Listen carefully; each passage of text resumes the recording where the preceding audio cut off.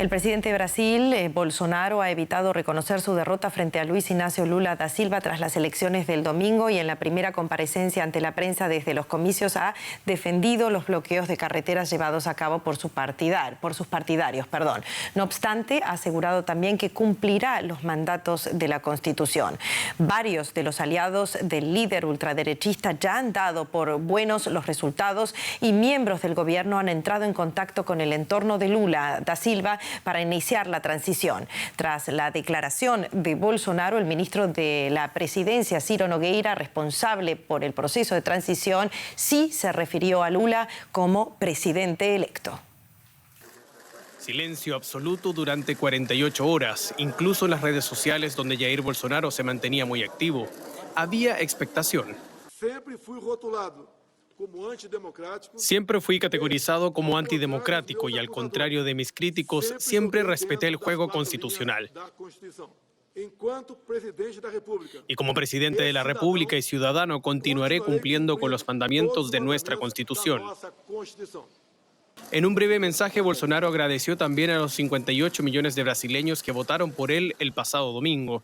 Sobre las protestas que mantienen bloqueadas cientos de vías en el país, dijo que son fruto de indignación y sentimiento de injusticia por cómo se dio el proceso electoral.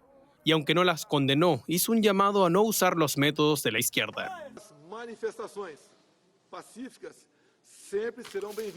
Las manifestaciones pacíficas siempre serán bienvenidas, pero nuestros métodos no pueden ser los mismos de la izquierda, que siempre perjudican a la población con invasión de propiedades, destrucción de patrimonio y obstaculizar el derecho a circular libremente.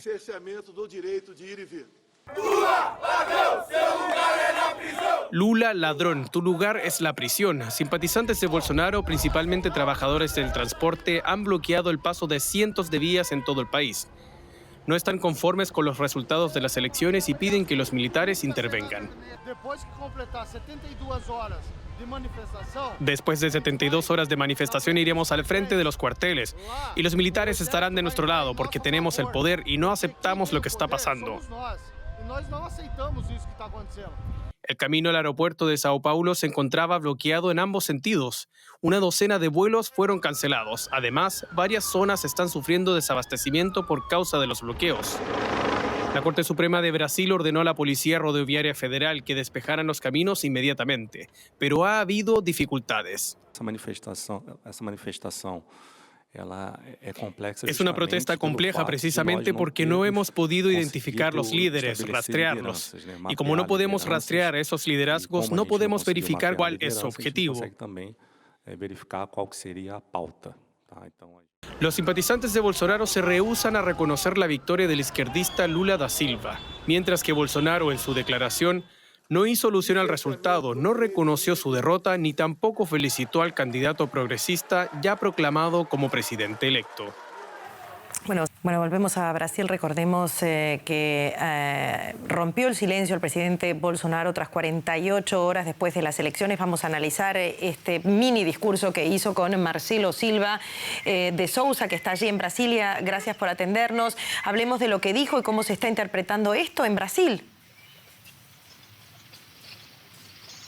¿Qué tal, Pía? Buenas noches. Bueno, un primer discurso que sirvió como reconocimiento de la derrota tras casi 48 horas sin hablar, pero que no dejó a todos satisfechos sin lugar a dudas, porque el presidente Bolsonaro le habló apenas a sus electores, agradeció a los 58 millones que lo apoyaron, no se refirió a Lula en ninguna parte de ese discurso de casi 2 minutos y medio y al mismo tiempo tuvo unos dichos que algunos interpretaron como condescendientes con sus seguidores que están cortando las rutas porque dijo que entiende esas protestas como resultado de la indignación y el sentimiento de injusticia por un proceso electoral que él considera desequilibrado en favor de quien fue su adversario Luis Inácio Lula da Silva y que fue electo este domingo. Un Bolsonaro que dijo, sin embargo, que sus seguidores no deben compartir los métodos de la izquierda y deben respetar el libre derecho de ir y venir. Lo más importante del discurso de Lula, o mejor dicho, de Bolsonaro, o de lo que vino después, fue lo que dijo Ciro Nogueira, el jefe de gabinete,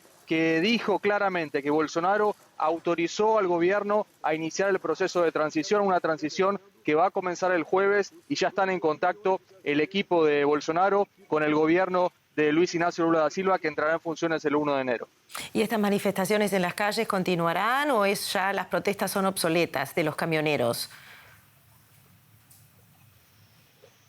Bueno, todavía no hay señales claras de una desmovilización. Han pasado cerca de 3 horas desde los dichos de Bolsonaro, que, como les decía, justificó el reclamo, pero no el método. En algunos grupos de Telegram, donde básicamente se organizan estos camioneros bolsonaristas, muchos interpretaron este mensaje como un llamado a no abandonar las rutas, con lo cual hay muchísima preocupación. Al mediodía, un balance de la Policía de Carreteras hablaba de 260 cortes. A esta hora, según el último balance, hay 230 puntos de cortes en todo Brasil. Se calcula que 20 estados están siendo afectados en estos momentos. Se sabe, hablemos un poquitito ahora del futuro, porque se sabe algo, por ejemplo, del nuevo gabinete. Hay mucha expectativa ahí también. Vos estás en Brasilia. Sí, lo más claro es que este jueves va a empezar la transición. Fue designado Geraldo Alckmin, quien fue el candidato a vice con Lula, que ganó en la fórmula con Luis Ignacio Lula da Silva. Él será el puente con el gobierno de Bolsonaro para coordinar la transición. Un equipo de Lula que quiere ver las cuentas públicas porque ha dicho que quiere respetar las promesas de campaña, entre ellas reforzar los programas sociales y aumentar el salario mínimo. Para esto deberá encontrar espacio en el presupuesto. En el caso de los nombres todavía es terreno de especulaciones. Lo que se sabe es que de los 23 ministerios que actualmente tiene Brasil, ese número va a subir para 33 y va a ser la oportunidad para que Lula dé lugar en el gobierno a figuras que lo acompañaron en la campaña más allá del PT. Se habla, por ejemplo, de la líder ecologista Marina Silva, tal vez frente al Ministerio de Medio Ambiente, y tal vez la senadora Simone Tebet, que compitió en la primera vuelta, podría ocupar tal vez el Ministerio de Educación. Será la oportunidad para que Lula dé lugar a figuras fuera del PT, y lo que está claro es que Brasil tendrá más ministerios a partir del año que viene. Muchísimas gracias, Marcelo, por este análisis.